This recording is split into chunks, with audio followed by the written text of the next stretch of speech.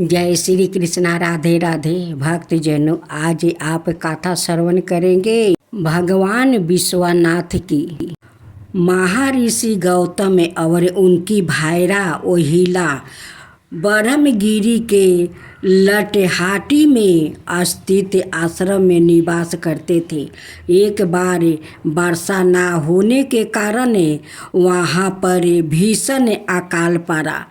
ऋषि चंपित ने वर्षा के लिए भगवान शिव को प्रसन्न करने हेतु घोर तपस्या की। ओम नमः शिवाय, ओम नमः शिवाय, ओम नमः शिवाय, ओम नमः शिवाय। उनके तप से प्रसन्न होकर भगवान शिव ने उस स्थान पर भारी वर्षा की। आश्रम के पास के तालाब जलाशय सब दोबारा भर गया। वहाँ पूरे क्षेत्र मानो पुनर्जीवित हो उठा। आस पास के स्थानों से ऋषि चंपित इस हरे भरे क्षेत्र में आकर बसने लगे, पर ऋषियों की पत्नियां ओहिला के प्रति दूसरे ऋषि का स्त्रियां बात करना तो दूर, उनसे वो जलती थी।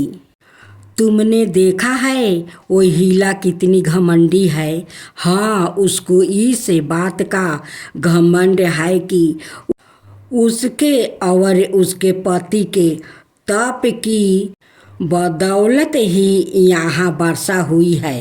अकृतज्ञ ऋषि पत्नियां अपने मकसद को पूरा करने के लिए भगवान गणेश से सहायता के लिए प्रार्थना करने लगी।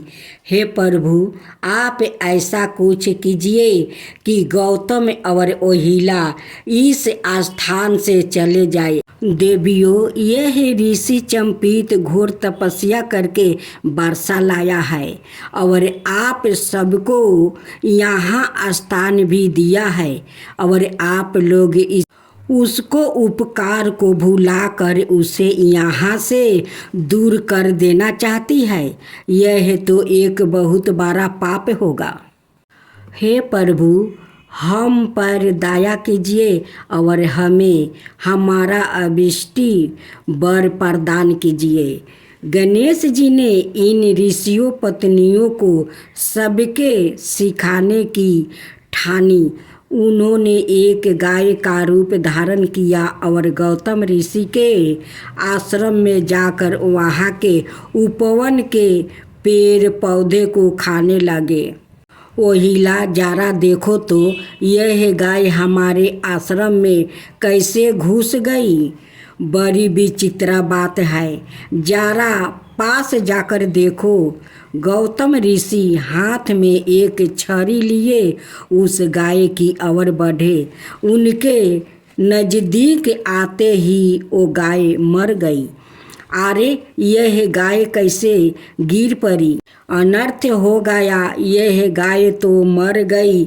हे प्रभु, यह कैसी परीक्षा है। ऋषि पत्नियां ने जो इसी अवसर के ताक में थी, अपने पतियों से कहा, महर्षि गौतम ने गौ हत्या की है। सब ऋषि गौतम के पास गए। ऋषि वर, क्या आपने ही इस गौ की हत्या की है? हमें तो विश्वास नहीं होता। आपको गौ हत्या का पाप लगा है। आपको प्रायश्चित के तौर पर कठिन तपस्या करनी होगी। आपको इस ब्रह्मगिरि की 101 परिक्रमा करनी पड़ेगी। तत्पश्चात आपको 1000 शिवलिंग बनाकर उनकी पूजा करनी होगी।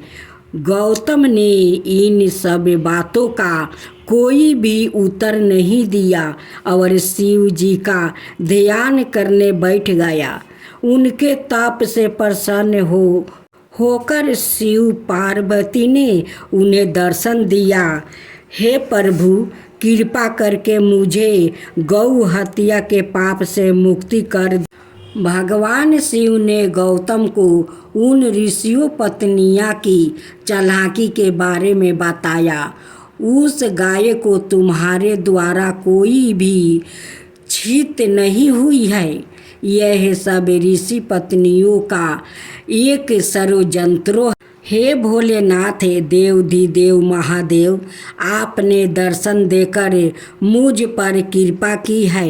दया करके इस स्थान पर एक दिव्य ज्योतिर्लिंग के रूप में प्रतिष्ठित हो जाइए और यहाँ रहकर अपने भक्तों पर कृपा करें। मैं तुम्हारी प्रार्थना अवश्य पूरा करूँगा।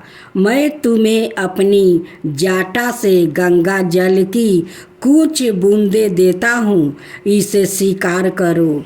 महर्षि गौतम ने उस जल को एक अंजूरी के में लेकर पेड़ की जड़ में डाल दिया। तत्क्षण गंगा वहाँ पर गोदावरी के रूप में प्रकट होकर बहने लगी। हे महर्षि, हमारा अपराध क्षमा करें। बहनों, मैं आप लोग पर बिल्कुल भी क्रोधित नहीं हूँ। माता ओहिला, हमें क्षमा करो। हमारे कारण ही आपको इतना कष्ट सहना पड़ा। ऋषिगण ने आप लोग की बदौलत ही मुझे भगवान शिव के दर्शन हो सके हैं, क्योंकि इस नदी के उद्गम में महर्षि गौतम का हाथ था। इस गौतमी और गोदावरी नाम से जाना जाता है।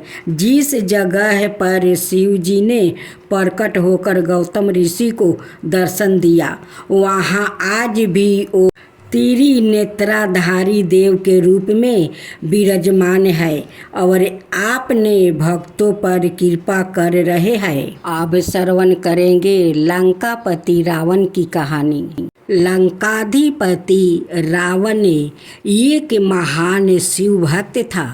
भगवान शिव की कृपा से उसने तीनों लोक पर विजय पा लिया था। वो एक संगीत विशारद भी था। उसकी माता केकसी चावल के आटे का शिवलिंग बनाकर उसकी पूजा किया करती थी।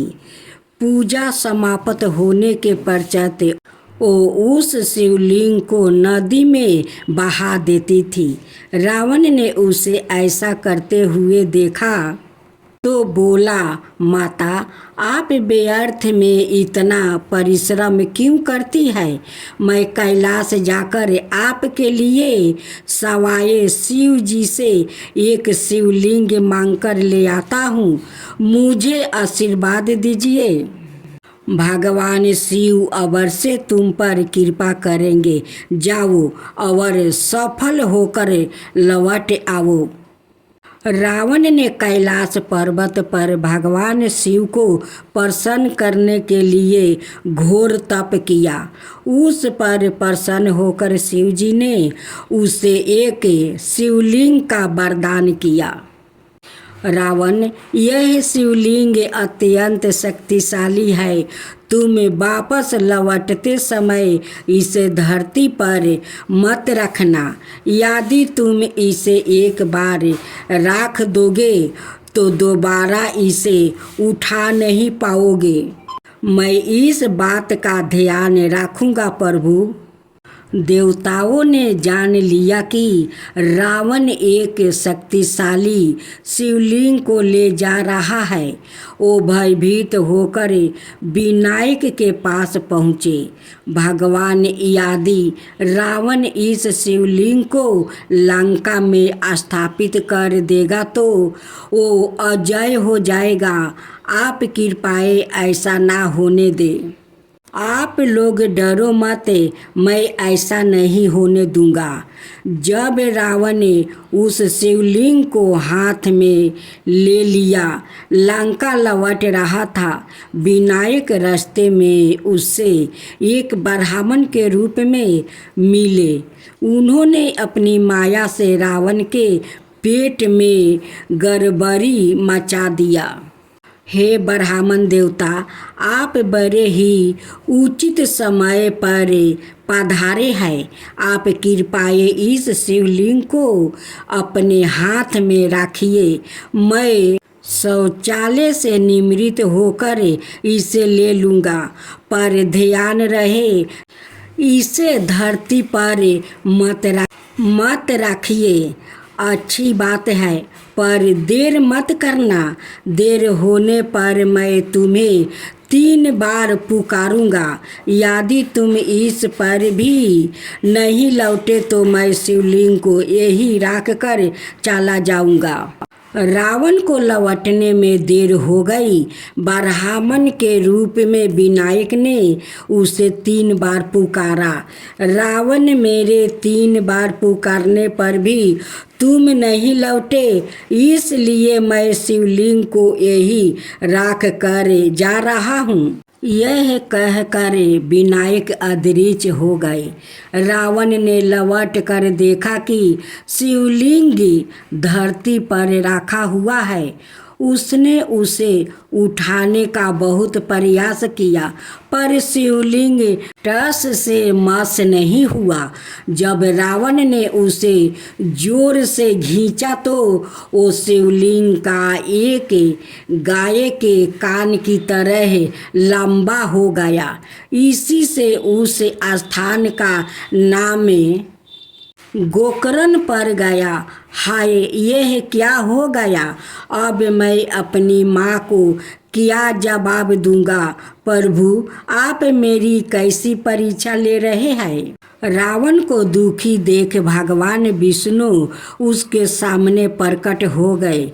भगवान विष्णु के आदेश अनुसार रावण ने त्रिकोटर मलाई जाकर घोर तप करने लगा, पर उसे भगवान शिव के दर्शन नहीं हुआ। भगवान शिव जो उत्तर में कैलाश पर निवास करते हैं, वो दक्षिण में त्रिकुटर मलाई में भी निवास करते हैं। वहाँ जाकर उन्हें अपने तप से प्रसन्न करो और नया शिवलिंग प्राप्ति कर लो। मैंने अपनी माता को वचन दिया है कि मैं उनके लिए शिवलिंग लेकर आऊँगा। मुझे इस पहाड़ को जिस पर यह शिवलिंग है जड़ से उखाड़ना पड़ेगा और कोई चारा नहीं है। उसी समय महर्षि नारद वहाँ आए, पर जब रावण ने उस पहाड़ को उखाड़ने का प्रयास किया, शिव जी ने पहाड़ को अपने पैर के अंगूठे से जोर से नीचे दबा दिया। रावण उसके भार से दब गया। रावण भगवान शिव को समवेद अति प्रिय है।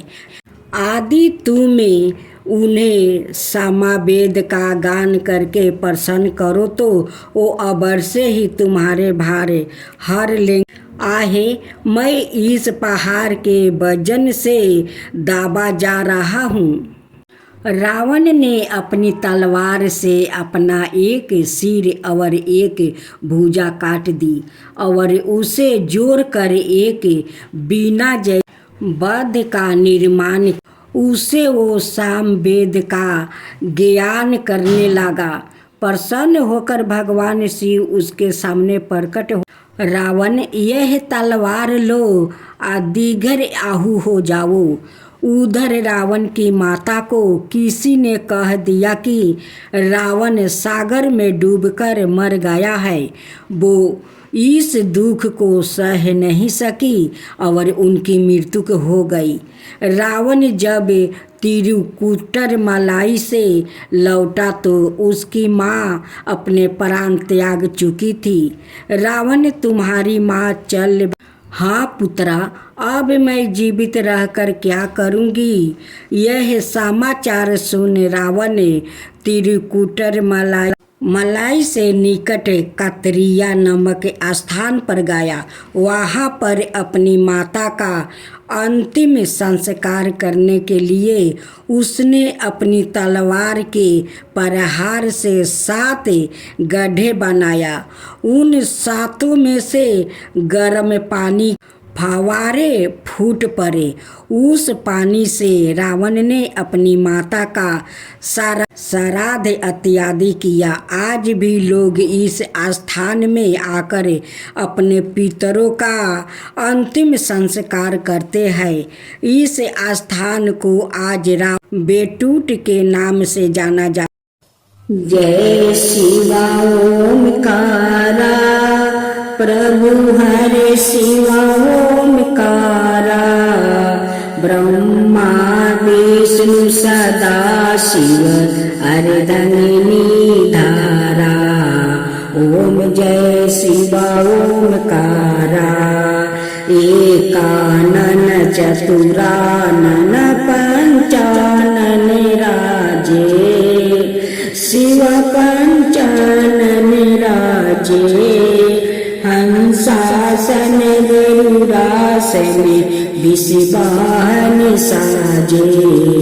ओम जय शिवा ओमकारा दो भुज चार चतुर भुज दस भुज अति सोहे तीनों रूप निरखता त्रिभुवन जन मोहे। ओम जय शिवा ओमकारा अक्षर माला बने माला मंगी माला तारी चंदन मृग मद सोहे बोले सुभिकारी। ओम जय शिवा ओमकारा श्वेतांबर पीतांबर बागंबर अंगे सनकादिके बरे मादिकी भूतादिकी संगे। ओम जय शिवा ओमकारा करिके मध्यम कमंडल चक्र त्रिशूल धरता जग करता जग भरता जग पालन करता। ओम जय शिवा ओमकारा ब्रह्मा विष्णु सदा शिव जानते अविवेका प्राण बचर के मध्यम यह तीनों एका।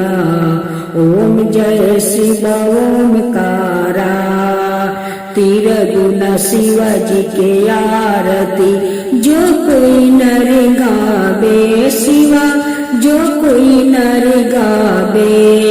कहत शिवानंद स्वामी मन भजत शिवानंद स्वामी मन बाचित फल पावे। ओम जय शिवा ओमकारा जय शिवा ओमकारा।